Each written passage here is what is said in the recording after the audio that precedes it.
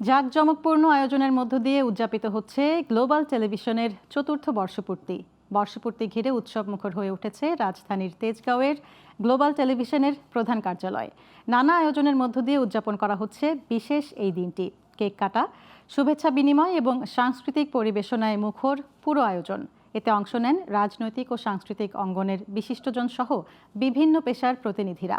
4 বছরের পথচলার সাফল্য তুলে ধরার পাশাপাশি ভবিষ্যতে আরও বস্তুনিষ্ঠ, আধুনিক ও দর্শক বান্ধব সংবাদ অনুষ্ঠান নির্মাণের প্রত্যয় ব্যক্ত করেন চ্যানেলটির কর্মীরা। আর প্রতিষ্ঠানের সাফল্য কামনা করেন আগত অতিথিরা।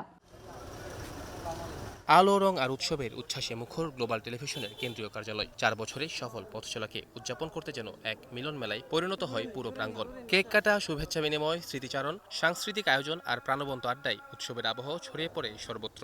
এই আনন্দ আয়োজনে উপস্থিত ছিলেন তথ্যমন্ত্রী, ক্রীড়া প্রতিমন্ত্রী, ঢাকা দক্ষিণ সিটি কর্পোরেশনের প্রশাসক, দেশের গণমাধ্যম অঙ্গনের বিশিষ্ট ব্যক্তিবর্গ, গ্লোবাল টেলিভিশনের ঊর্ধ্বতন কর্মকর্তা, সংবাদকর্মী, কলাকুশলী এবং বিভিন্ন বিভাগের কর্মকর্তা কর্মচারীরা। শুভেচ্ছা আর করতালিতে বারবার মুখর হয়ে ওঠে আয়োজনের প্রতিটি মুহূর্ত।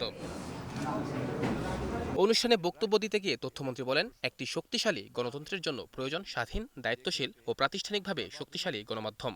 আমাদের দেশের এত রক্তের বিনিময়ে অর্জিত গণতন্ত্রকে আমরা যদি প্রকৃত অর্থেই সফল করতে চাই, তাদের মর্যাদাকে যদি প্রতিষ্ঠিত করতে চাই, তাহলে যে কাজগুলি আমাদের সামনে জরুরি তার মধ্যে একটি অন্যতম কাজ হচ্ছে আমাদের দেশের গণমাধ্যমকে একটি প্রাতিষ্ঠানিক স্থায়ী কাঠামোতে দাঁড় করানো, যেখানে গণমাধ্যম থাকবে স্বাধীন, যেখানে গণমাধ্যমের সকল স্তরের কর্মকর্তা, সাংবাদিকবৃন্দরা থাকবেন মর্যাদাসম্পন্ন পেশায় নিয়োজিত, পেশাগতভাবে তারা থাকবেন নিরাপদ এবং মর্যাদাশীল। ক্রীড়া প্রতিমন্ত্রী আমিনুল হক শুভকামনা জানিয়ে দেশের জনগণের কাছে সত্য ও বস্তুনিষ্ঠ সংবাদ পরিবেশনের জন্য গণমাধ্যমকে আহ্বান জানান। জনগণের সকল স্বার্থ সংশ্লিষ্ট যে বিষয়গুলো রয়েছে সেগুলো আপনারা সত্য দেশের মানুষের সামনে উপস্থাপন করবেন এবং বাস্তবধর্মী এবং বাংলাদেশকে এগিয়ে নিয়ে যাওয়ার জন্য বর্তমান সরকার যেভাবে কাজ করছে আপনারা তার একজন সহযাত্রী, সহযোদ্ধা হিসেবে কাজ করবেন।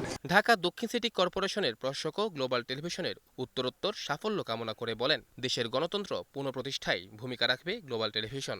বাংলাদেশের আজকে গণতন্ত্র পুনঃপ্রতিষ্ঠা হতে যাচ্ছে। এই গণতন্ত্র পুনঃপ্রতিষ্ঠায় গ্লোবাল টিভি উল্লেখযোগ্য ভূমিকা রাখবে, জনগণের কথা বলবে, সাধারণ মানুষের কথা বলবে, পাশাপাশি ঢাকা শহরের সুখ দুঃখের কথা বলবে, সমালোচনা করবে, সংশোধনী দিবে এবং ভবিষ্যৎ পথ পরিক্রমায় চলায় সবার সহযোগিতায় এগিয়ে যাবে। সংসদ সদস্য ও সুপ্রিম কোর্টের আইনজীবী সমিতির সভাপতি ব্যারিস্টার মাহবুবউদ্দিন খোকন বলেন, সাংস্কৃতিক অঙ্গনের পাশাপাশি অন্যায়ের বিরুদ্ধেও প্রতিবাদী কণ্ঠস্বর হবে গ্লোবাল টেলিভিশন। মানবাধিকার এবং দেশের সাংস্কৃতিক কৃষ্টি নিয়ে কাজ করে যাবে।